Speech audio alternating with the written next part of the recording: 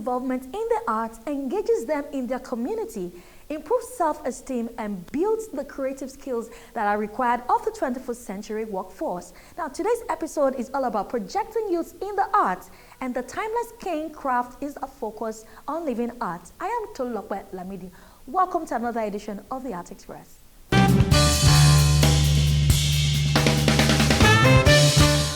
On Gallery this week, the workshop on painting and dyeing of silk is one of the several community workshops in Lagos titled Enhancing the Tourism and Craft Potentials of Lagos State.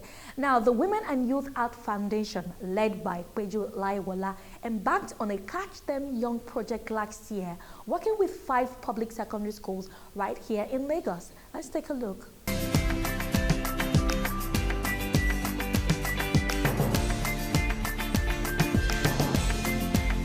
This workshop aims at teaching university students in order for them to pass on skills to students in public schools where there is a near absence of art teachers. It's a project that is focused on enhancing the craft and tourism potential of Lagos State. And how do we do this? We've had several workshops with secondary school students in different parts of Lagos, particularly in Surulere area. And we're trying to create a critical mass of people who are going to be involved in making arts and crafts to international standards. So this particular workshop is focused on teaching students of tertiary institutions. And what we've basically done here is to teach them a craft that is not indigenous in a sense. We know that there's a lot of crafts, a lot of tie and dye going on in Akarele area of Surulere. But we also know that it is the kind of fabric that they dye are usually cotton, and that restricts them to particular kinds of dyes. But here we have broadened the horizon of these artists and said to them that they could be working with other natural materials like silk. Silk in its plain form is expensive, not talking about when you enhance it with your own artistry and create your designs on them. And what we're doing here is to teach them how to use reactive dyes and other kinds of fixatives that are not open to working with cotton. So we have a large repository. We're very lucky in this country to have a large repository of forms to draw from, a lot of motifs and designs that express our African sensibilities. And so we are teaching these students to employ all that they have in the richness of the culture that we have and putting them on fabric. So it's not just putting these designs on fabric as wearable arts, but it's also about creating very lovely paintings that could adorn the lobby of hotels, for example, or even your house.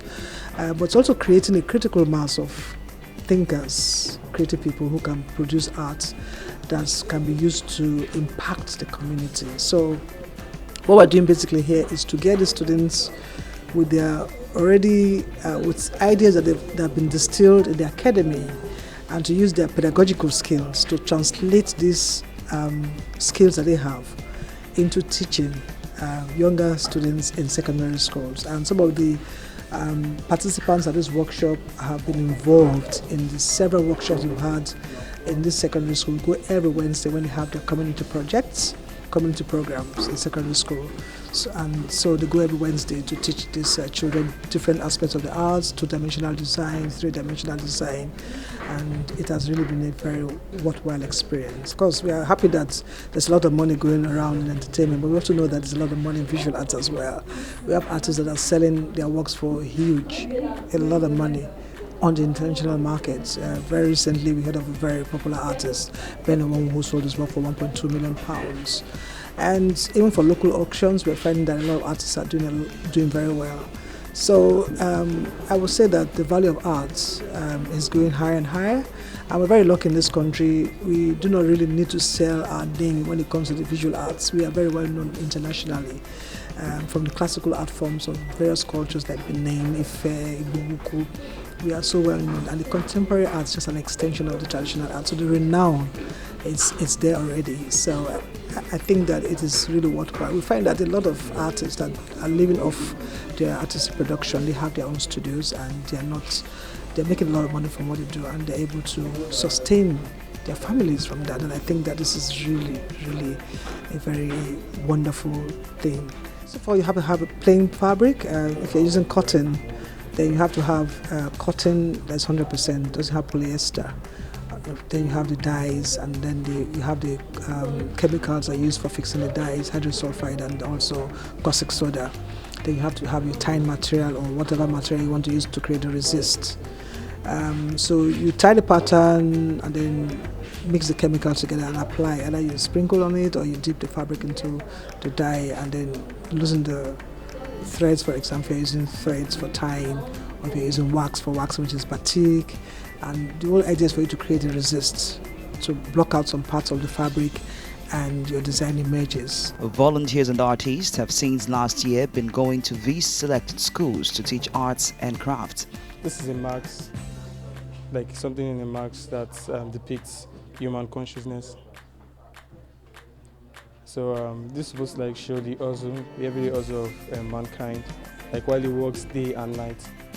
So this part of it, you can see that the yellow transcends down to the dark, meaning like the day comes out at night and you finally go to rest. That's why this place is kind of brown, because show that this is the earth.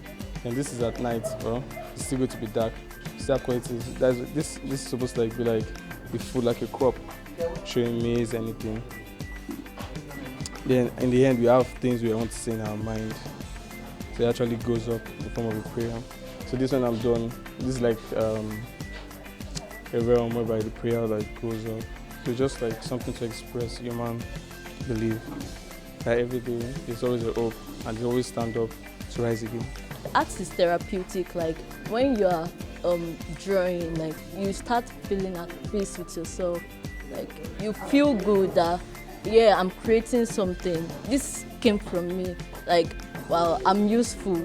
This when as an artist, when you finish creating something and you look at it and you're in awe of yourself, wow, did this actually come from me? Did I create this? That's a beautiful feeling. I feel like everybody should get to experience that. This is actually an African tribal inspired art. This spiral design is it means what goes around comes around, like karma. So that's why it's inspired from. This is a wavy line. Things are not always stable. Things can change from time to time, but there is God, so we have to believe in God. But everything can just be smooth all through. So this is sunset, this. They are stylized. So, but this is representing the sun, and also this the designs are repetitive. You can see this also appeared here, but this one is single. So just to create balance, and these lines are tribal marks. If you look at them, they kind of look like tribal marks. So it's just an African-inspired art. If you look at it, you get this African vibe from it. And the colors are strictly for aesthetics, just to make it look good. I didn't really choose color for anything other than to make it pop and look good. Art is something that cannot die. It keeps evolving. It's diverse. Art is on. You can talk about drawing, you can talk about painting, you can talk about sculpture, and even schools now are developing on art. It's gone far from drawing like it used to be in the time past. There's no money that you spend on art that is a waste, because it's therapeutic. Let me put it that way. It's a therapy on its own, and you can even see it even in Lagos State with all sorts of artworks around the streets. I'm a lover of colors. I love arts. Incidentally, I don't know how to draw, but I appreciate artwork. So when I got here, I was like, wow, this is, in fact, I was amused. I was amused, and I was like, are they all students? Can I bring my child? And I discovered something that even in art, there is no waste. I saw the way she was cutting her little bits, everything. I saw them at the beginning, and I can see the finished work. It's amazing. Every human carries the gene of God in them. And God being the creator, we all have deposits of creativity in us. And we can draw enough inspiration around us looking at the environment, what we reflect, what we think, what happens within our space. We can get to create a lot of artistic works from those dimensions.